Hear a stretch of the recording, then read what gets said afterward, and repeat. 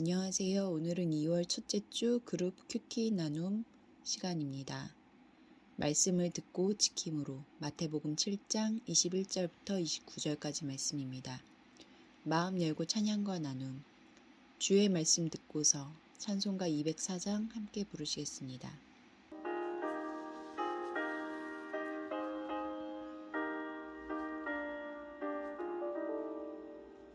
주의 말씀 듣고서 준행하는 자는 반석 위에 터닫고 집을 지은 같아. 비가 오고 울라며 바람 부딪혀도 반석 위에 세운 집 무너지지 않네. 잘 짓고 잘 짓세 우리 집 잘 짓세 만세 반석 위에 가 우리 집 잘 짓세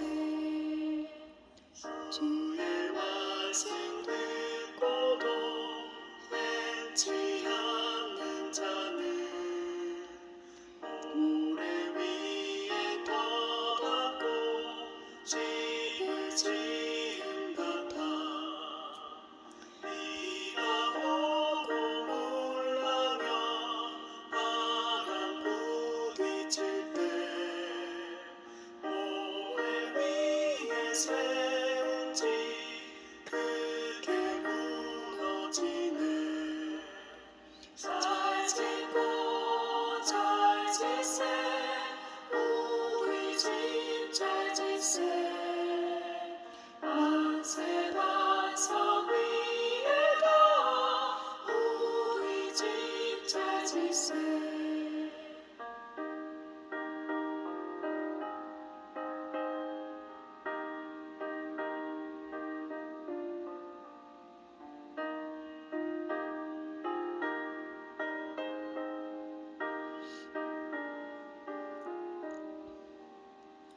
세상 모든 사람들 집을 짓는 자는 반석 위가 아니면 모래 위에 짓네.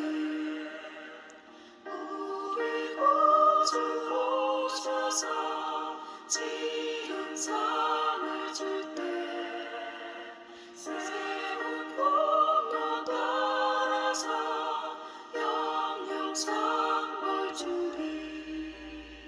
잘 짓고 잘 짓세 우리 집 잘 짓세 만세 반석 위에 가 우리 집 잘 짓세.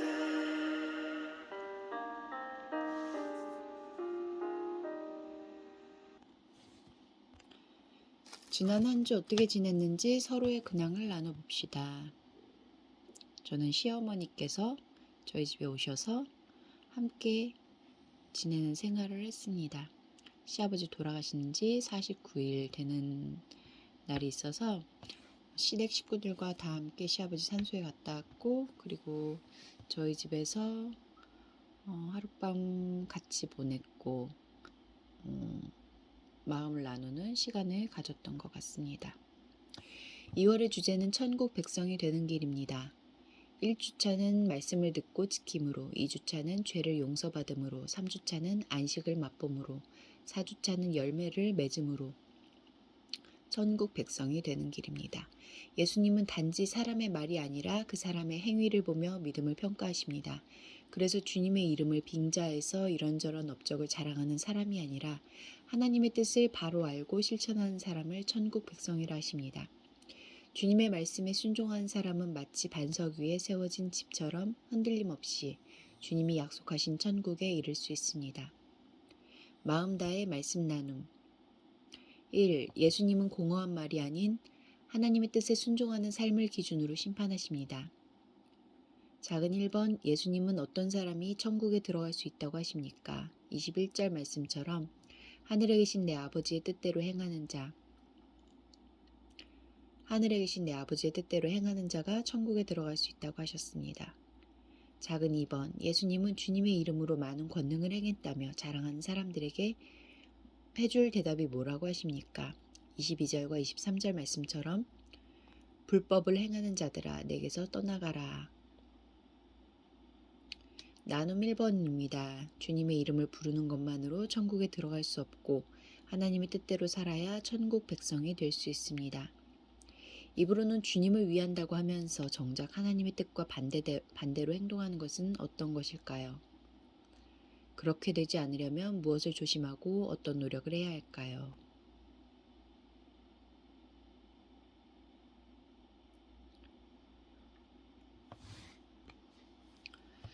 일상생활에서 엄마와 싸우는 것도 그렇고 애들한테 화내면서 말하는 것도 모두 하나님의 의를 드러낼 수 없는 그런 나의 삶의 태도가 아닐까 생각합니다. 안 하려고 하면서도 스트레스가 받으니 어쩔 수 없는 것 같아요. 그래도 늘 기도하며 회개하며 말씀 보고 기도로 마음을 정화시켜 나가고 있습니다. 2번 예수님은 말씀은 지키는 것의 중요성을 비유로 들어 가르치십니다. 작은 1번입니다. 예수님은 말씀을 듣고 행하는 사람과 그의 삶을 어떻게 설명하십니까? 24절과 25절 말씀처럼 말씀을 듣고 행하는 사람을 그 집을 반석 위에 지은 지혜로운 사람과 같다라고 하셨고 그의 삶을 비가 내리고 창수가 나고 바람이 불어 그 집에 부딪히되 무너지지 아니하나니 이는 주추를 반석 위에 놓은 까닭이요. 기초를 단단하게 세운 사람과 같다고 하셨습니다. 작은 2번 말씀입니다. 예수님은 말씀을 듣고 행하지 않는 사람과 그의 삶을 어떻게 설명하십니까? 26절과 27절 말씀에서처럼 그 집을 모래 위에 지은 어리석은 사람과 같다고 하셨고 그의 삶을 비가 내리고 창수가 나고 바람이 불어서 그 집에 부딪힘에 무너져서 그 무너짐이 심하다라고 하셨습니다. 작은 3번입니다. 무리가 예수님의 가르침을 듣고 놀란 이유는 무엇입니까? 28절과 29절 말씀에서 그의 가르치심이 권위 있는 자와 같고 그들의 서기관들과 같지 않아서 놀랐습니다. 나눔 2번입니다. 무너지지 않는 인생을 원한다면 예수님의 말씀을 잘 듣고 삶에서 실천해야 합니다. 내 주변의 말씀을 듣고 실천함으로 인생을 세워가는 분이 있다면 소개해 봅시다. 오늘날 그렇게 살아가는데 방해가 되는 것은 또 무엇입니까? 하나님의 말씀을 듣고 실천함으로 인생을 세워가는 분은 우리 추수하는 교회 고병훈 목사님이라고 생각했고 제 주변에는 그분 말고 그분의 가족들 말고 없는 것 같습니다.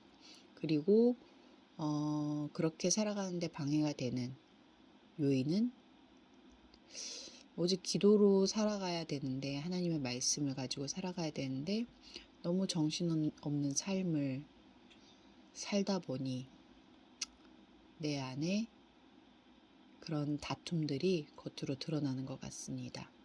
나눔 3번입니다. 우리가 만일 예수님의 말씀을 듣고 놀라기만 하고 그 말씀에 순종하지 않는다면 위선에 빠진 율법주의자들과 다를 바 없습니다.